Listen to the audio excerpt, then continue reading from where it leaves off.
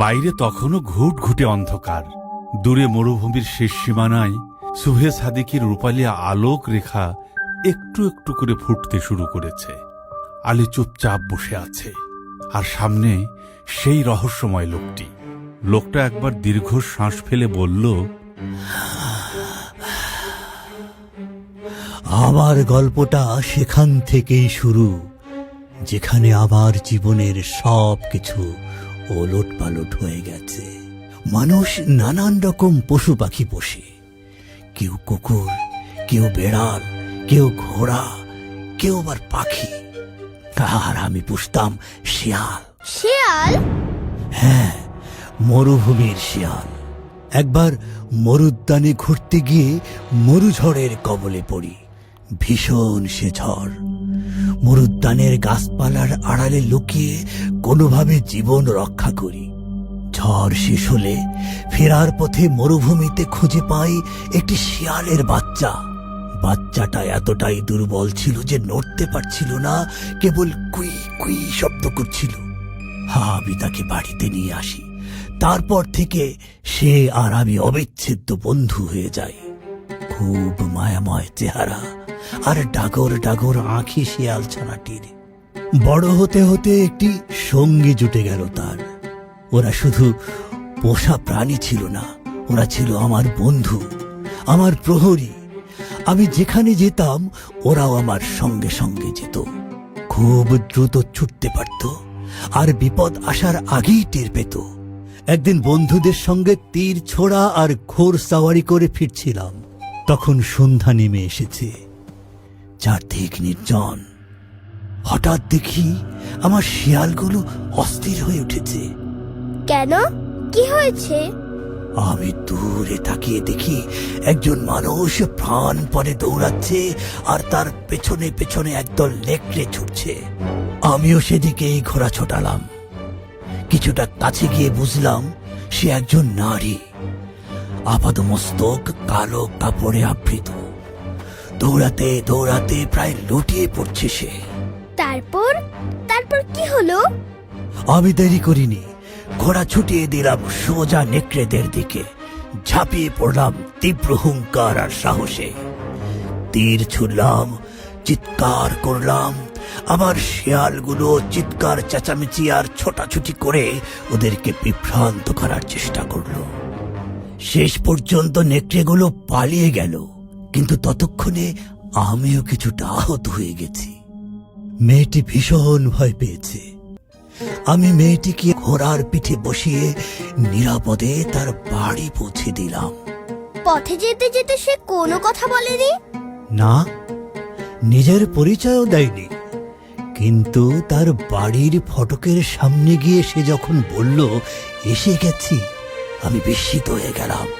এটা তো হাম্মাদ শেখের বাড়ি। বলেন কি? এ তো রূপকথার কাহিনীকেও হার মানায়। হ্যাঁ, এত বড় বাড়ি, এত আলিশান প্রাসাদ ওই শহরে আর কারো ছিল না।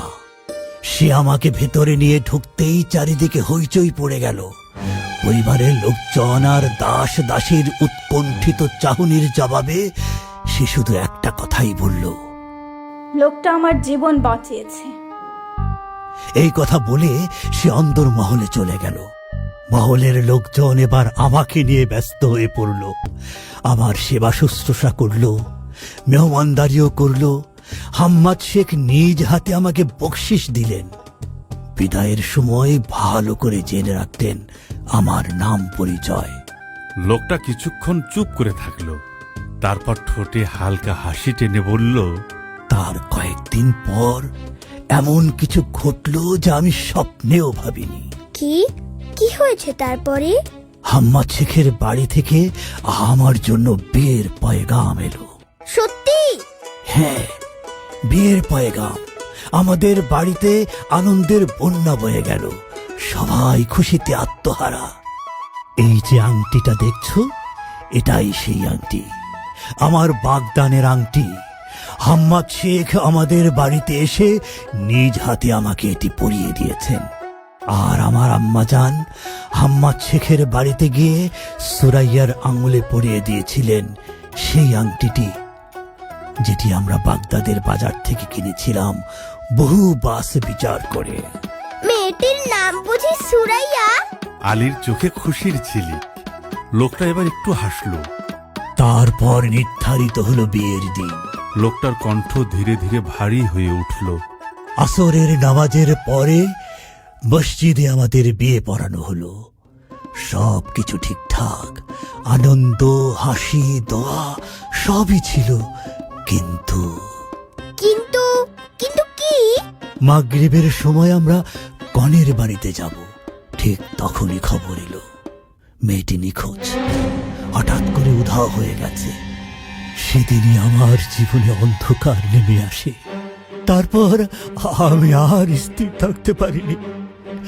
এক শহর থেকে আর এক শহরে ঘুরে বেড়াতে লাগলাম। কোনো লক্ষ্য নেই, কোনো ঠিকানা নেই, শুধু একটাই প্রশ্ন, সে কোথায় গেল?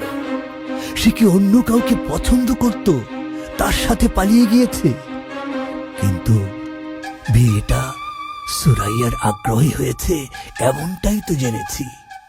এইভাবে অনেক দিন এক শহর থেকে আর এক শহরে উদ্দেশ্যহীন ছুটে চলা। হঠাৎ একদিন এক অচেনা শহরের বাজারে দেখলাম একজন লোকের আঙুলে একটা আংটি। কেমন আংটি? ঠিক সেই আংটির মতো যেটি আমার আম্মি জান তার আঙুলে পরিয়েছিল। কি বলছেন এটা? তারপর? লোকটা ধীরে ধীরে মাথা তুলল। তার চোখে তখন রহস্য আর আগুনের মিশ্র ঝিলিক। তারপর তার পিছু নিলাম আমি। বুঝলাম এই রহস্যের পেছনে আছে এক ভয়ঙ্কর সত্য।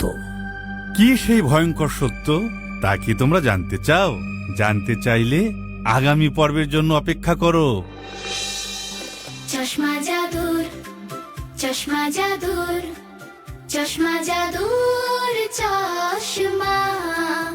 আলীর চোখে চশমা দেখে চিন্তিত কেন হোশমা। চশমা জাদু, চশমা জাদু, চশমা জাদু, চশমা জাদু, চশমা জাদুর চশমা।